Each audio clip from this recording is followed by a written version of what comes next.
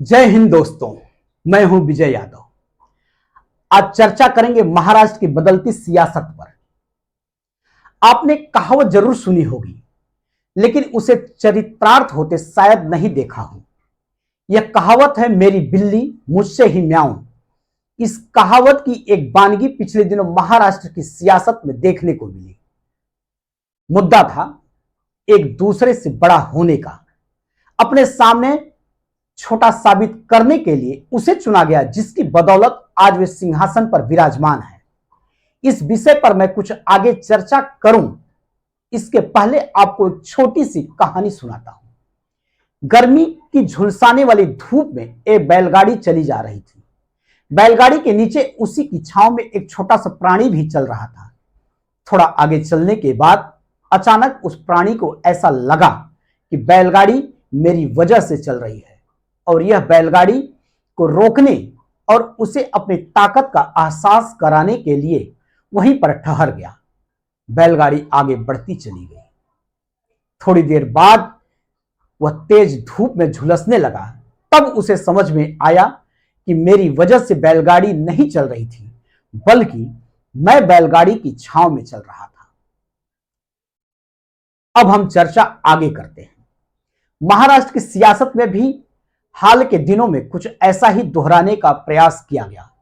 प्रचार माध्यमों के जरिए यह बताने और साबित करने की कोशिश की गई कि मेरा कद उनसे ज्यादा बड़ा है। इसके लिए एक निजी चैनल के सर्वे रिपोर्ट का सहारा लिया गया। यह बात जैसे ही प्रसार माध्यमों के जरिए लोगों के बीच पहुंची, जाहिर सी बात है कि हंगामा मचना था। बात महाराष्ट्र से निकलकर दिल्ली की सियासत तक जा पहुंची। खूब हो हल्ला हुआ और दूसरे दिन खुद को बड़ा साबित करने वाले बलून की हवा निकल गई, या यूं कहें निकाल दी गई। स्थिति को सुधारने के उद्देश्य से एक नया पर्चा बनाया गया, जो दूसरे दिन फिर अखबारों के उसी पन्ने पर चस्पा था जहां एक दिन पहले वह उनसे ज्यादा लोकप्रिय बने थे, जिसकी वजह से वह आज सब कुछ है। अब खूब अच्छी तरह से समझ गए होंगे कि मैं बात किसकी कर रहा हूं। जी हां, मैं बात कर रहा हूं महाराष्ट्र के सीएम एकनाथ शिंदे और डिप्टी सीएम देवेंद्र फडणवीस की।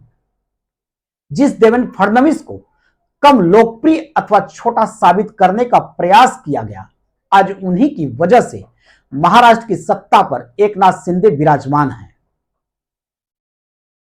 जो महाराष्ट्र की राजनीति में एक मजबूत और दमदार पकड़ रखता हो, जो मुख्यमंत्री की कुर्सी पर काबिज रहा हो, जो राज्य के एक ऐसे परिवार के सामने चोटी बनकर खड़ा हो, जिसके संस्थापक बाला साहेब ठाकरे को आज भी देवतुल्य सम्मान दिया जाता हो, ऐसे देवेंद्र फडणवीस को क्या एक कथित सर्वे रिपोर्ट और विज्ञापन के जरिए राजनीति में बौना साबित किया जाना संभव है?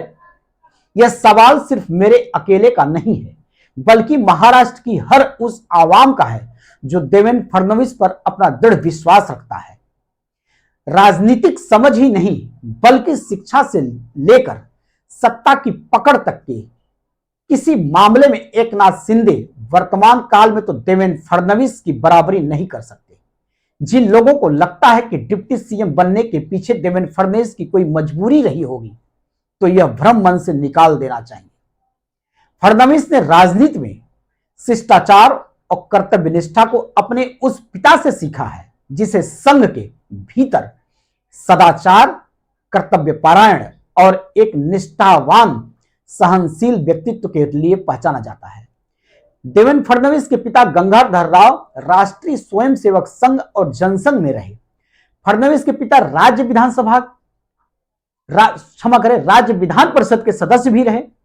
फडणवीस नागपुर से स्कूली शिक्षा पूरी की। उन्होंने 5 साल की एकीकृत कानून की डिग्री के लिए नागपुर से सरकारी लॉ कॉलेज में दाखिला लिया और 1992 में स्नातक की उपाधि प्राप्त की और बिजनेस मैनेजमेंट में स्नातकोत्तर डिग्री डीएसई बर्लिन से परियोजना प्रबंधन में डिप्लोमा लिया। देवेंद्र फडणवीस ने राष्ट्रीय स्वयंसेवक संघ के साथ अपना राजनीतिक जीवन शुरू किया। 1990 के दशक में अखिल भारतीय विद्यार्थी परिषद में शामिल हो गए। उन्होंने नागपुर के रामनगर वार्ड से अपना पहला नगर पालिका चुनाव जीता और 1992 में 22 साल की उम्र में सबसे कम उम्र के पार्षद चुने गए। वर्ष 1997 में वे नागपुर नगर निगम के पहले सबसे कम उम्र के मेयर बने। साल 1999 से 2004 तक उन्होंने लगातार 3 बार महाराष्ट्र विधानसभा के सदस्य के रूप में कार्य किया। फडणवीस को 2001 में भारतीय जनता युवा मोर्चा के राष्ट्रीय उपाध्यक्ष के रूप में नियुक्त किया गया। उन्होंने 2010 में भाजपा की महाराष्ट्र इकाई के महासचिव के रूप में कार्य किया और 2013 में राज्य इकाई के अध्यक्ष बने। इतने सारे महत्वपूर्ण पदों पर आसीन रहने वाले देवेंद्र फडणवीस की योग्यता पर उंगली उठाने वालों को 1 दिसंबर 2019 को विधानसभा में बोले उनके उस डायलॉग को याद कर लेना चाहिए जब उन्होंने कहा था, मेरा पानी उतरता देख मेरे किनारे पर घर मत बसा लेना, मैं समंदर हूं, लौट कर वापस आऊंगा। इसी के साथ आप सभी को बहुत बहुत धन्यवाद। अगले एपिसोड में मिलेंगे एक और नए विषय के साथ। तब तक के लिए जय हिंद।